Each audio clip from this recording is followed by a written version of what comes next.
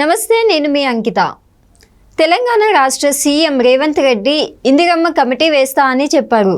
అయితే ఇప్పుడు యూటర్న్ తీసుకుంటున్నట్లు తెలుస్తుంది. సో ఇది ఎందువలన జరుగుతుంది అన్న విషయాన్ని డిస్కస్ చేయడానికి నాతో పాటు senior journalist CS Rao sir here with us. ఆయన అడిగి మరిన్ని విషయాలు తెలుసుకుందాం. Hi sir. హలో సార్, ఇప్పుడు చూస్తే తెలంగాణలో రేవంత్ రెడ్డి గారు చెప్పారు ఇందిరమ్మ కమిటీ తీసుకొస్తామని. కానీ ఇప్పుడు ఇంకొక వైపు వినిపిస్తుంది ఏంటంటే ఆయన యూటర్న్ తీసుకుంటున్నారు.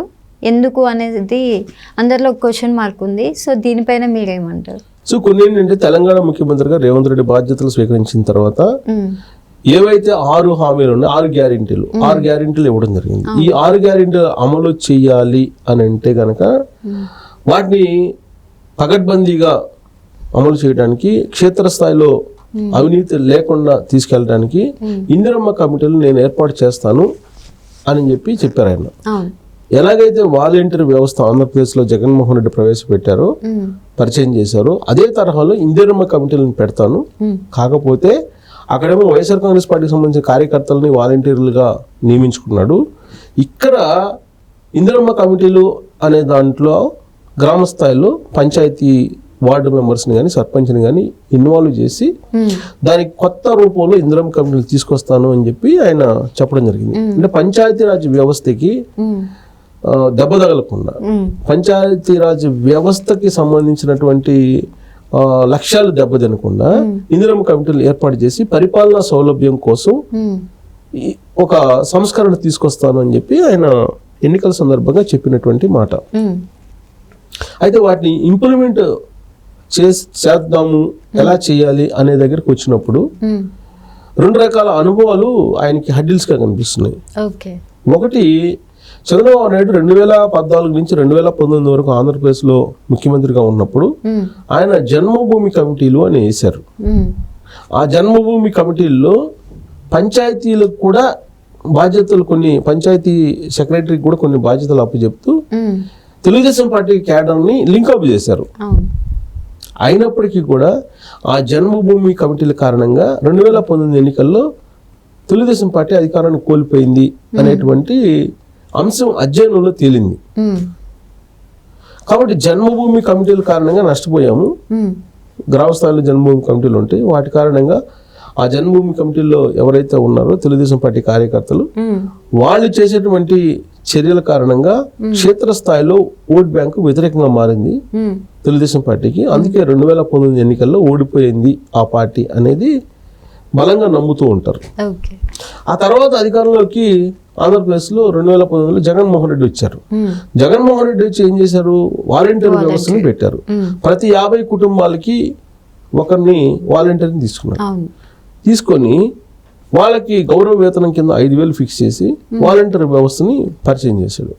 ఆ వాలంటీర్లు ఏంటి, ప్రతి వాళ్ళ ఇంటికి వెళ్ళి వాళ్ళకు ప్రతి నెల పింఛన్లు అందజేయడం వరకే పరిమితం అయ్యారు. వాళ్ళు అంతకు మించి వాళ్ళు చేయడానికి మార్గదర్శకాలు లేవు, అంతకు మించి చేయడానికి వెసులుబాటు కూడా లేదు. కానీ గ్రామ వార్డు సచివాలయాన్ని పెట్టాడు జగన్మోహన్ రెడ్డి పరిపాలనా సంస్కరణలో భాగంగా. ఆ గ్రామ వార్డు సచివాలయాలతోటి అనుసంధానం చేశాడు ఈ వాలంటీర్ వ్యవస్థని. దాంతో గ్రామ స్థాయిలో ఉండేటువంటి చిన్న చిన్న సమస్యలు ఏవైతే ఉన్నాయో, డెత్ సర్టిఫికేట్, బర్త్ సర్టిఫికేట్, తర్వాత ఈ రేషన్ కార్డు లాంటివి, ఇవన్నీ కూడా స్క్రూటినీ చేసే బాధ్యతను కూడా వాళ్ళకి అప్పచెప్పారు. దాంతో పంచాయతీరాజ్ వ్యవస్థ ఏదైతే ఉందో అది నిర్వీర్యం అయిపోయింది. అంటే పంచాయతీ సర్పంచులు చేయాల్సిన పని, పంచాయతీ వార్డు మెంబర్లు చేయాల్సిన పని, పంచాయతీ సెక్రటరీ చేయాల్సిన పని వాలంటీర్లే చేసేలాగా ఆ వాలంటీర్ వ్యవస్థని తీసుకొచ్చాడు జగన్మోహన్ రెడ్డి. దాంతో పంచాయతీరాజ్ వ్యవస్థ నిర్వీర్యం అయిపోయింది. ఫలితంగా 2024 ఎన్నికల్లో 11 మంది ఎమ్మెల్యేలకు పరిమితం అయ్యాడు జగన్మోహన్ రెడ్డి. ఇది ఒక చేదు అనుభవం వాలంటీర్ వ్యవస్థని పెట్టి జగన్మోహన్ రెడ్డికి. సో అటు చంద్రబాబు నాయుడు జన్మభూమి కమిటీలు, ఇటు జగన్మోహన్ రెడ్డి వాలంటీర్ వ్యవస్థ, ఈ రెండింటిని స్టడీ చేసిన తర్వాత రేవంత్ రెడ్డి అసలు ఇందిరమ్మ కమిటీలు అవసరమా తెలంగాణలో అనేటువంటి ఒక పునరాలోచన చేస్తున్నట్టు ఇప్పుడు కాంగ్రెస్ పార్టీ వర్గాల్లో వినిపిస్తున్నటువంటి మాట. కారణం ఏంటంటే ఇప్పటి వరకు రేవంత్ రెడ్డి అధికారంలోకి వచ్చిన తర్వాత ఆయన ఇచ్చినటువంటి హామీలు సంపూర్ణంగా నెరవేరలేదు. అవును. కేవలం ఒక ఉచిత బస్సు ప్రయాణం మాత్రమే అమలైనట్టు కనిపిస్తుంది తప్పితే మిగతా తులం బంగారం ఎటు పోయిందో తెలియదు. తర్వాత ప్రతి మహిళకి 2,500 రూపాయలు ఇస్తానని చెప్పి ఆయన అన్నాడు. అవును. తర్వాత విద్యార్థినులకు స్కూటీ ఏదో తీసిస్తాను ఎంతమంది ఉంటే అంతమందికి అని చెప్పి చెప్పారు. సో తర్వాత రైతు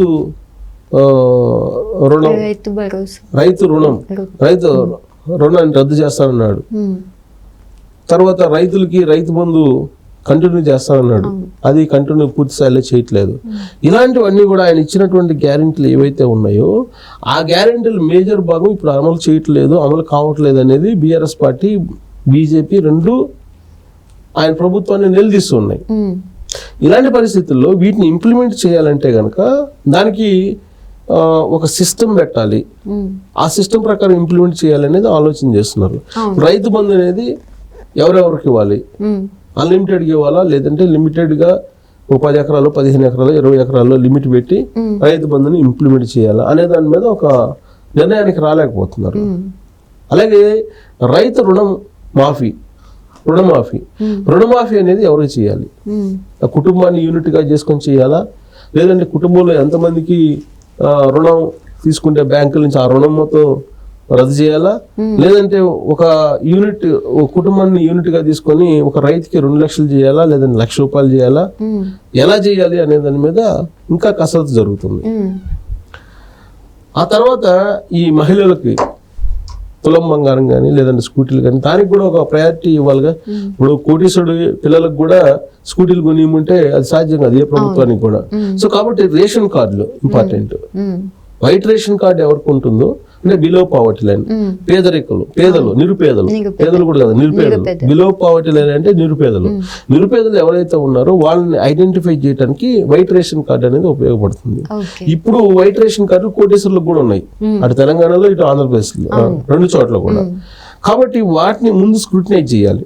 వాటిని స్క్రూటినైజ్ చేయాలంటే క్షేత్రస్థాయిలో ఆల్రెడీ ఇంతకుముందు సమగ్ర కుటుంబ సర్వే అనేది ఒకటి చేస్తున్నాడు కేసీఆర్ తొలి రోజుల్లో 2014 అధికారం రాగానే. ఇప్పుడు కులానికి సంబంధించిన గణన కూడా చేపడుతున్నారు, కుల గణన చేపడుతున్నారు. సో ఇవన్నీ చేయాలంటే కనుక క్షేత్రస్థాయిలో కుటుంబాల గురించి తెలిసినటువంటి వాళ్ళు, అక్కడ పౌరుల గురించి తెలిసినటువంటి వాళ్ళు కావాలి. అంటే అక్కడ ఒక గ్రామాన్ని తీసుకుంటే ఆ గ్రామంలో సర్పంచ్ ఉంటాడు, ఆ గ్రామంలో గ్రామ సెక్రటరీ ఉంటాడు, ఆ గ్రామంలో వార్డు మెంబర్స్ ఉంటారు. వాళ్ళకి ఖచ్చితంగా ఇన్ఫర్మేషన్ తెలిసి ఉంటుంది. వాళ్ళు ప్రత్యక్ష ఎన్నికల్లో పాల్గొని గెలిచినటువంటి వాళ్ళు. వాళ్ళని కాదని చెప్పి ఇందిరమ్మ కమిటీలు ఏర్పాటు చేసి జగన్మోహన్ రెడ్డి లాగా వాలంటీర్ వ్యవస్థను తీసుకొస్తే అప్పుడు ఎలా ఉంటుంది అనేది కనుక ఆలోచించినప్పుడు లాభం కంటే నష్టం ఎక్కువ ఉంటుంది అనే ఒక అభిప్రాయానికి రేవంత్ రెడ్డి వచ్చినట్టు తెలుస్తుంది. అందుకే పంచాయతీరాజ్ వ్యవస్థని కూడా భాగస్వామ్యం చేసి వాలంటీర్ వ్యవస్థని ఇందిరమ్మ కమిటీల రూపంలో తీసుకురావాలి అనేటువంటి ఒక కొత్త ఆలోచన చేస్తున్నారు. ఇప్పుడు అవి రాకపోతే కనుక ఈ పథకాలు ఏవైతే ఉన్నాయో 6 గ్యారెంటీలు వాటిని అమలు చేయడం అనేది కొంచెం టఫ్ గా ఉండేటువంటి అవకాశం ఉంది. సో కాబట్టి ఇందిరమ్మ కమిటీల విషయంలో రేవంత్ రెడ్డి 1 అడుగు ముందుకి 4 అడుగులు వెనక్కి వేస్తున్నటువంటి సిచ్యువేషన్ కనిపిస్తూ ఉంది. సో మరి ఆయన యూటర్న్ తీసుకుంటాడా ఈ విషయంలో లేదా స్ట్రైట్ లైన్ వెళ్తాడా అనేది చూడాలి. యూటర్నా స్ట్రైట్ లైన్ అనేది మనం చూడాలి. కొన్ని రోజులు బట్టి అవకాశం దాని మీద క్లారిటీ రావడానికి.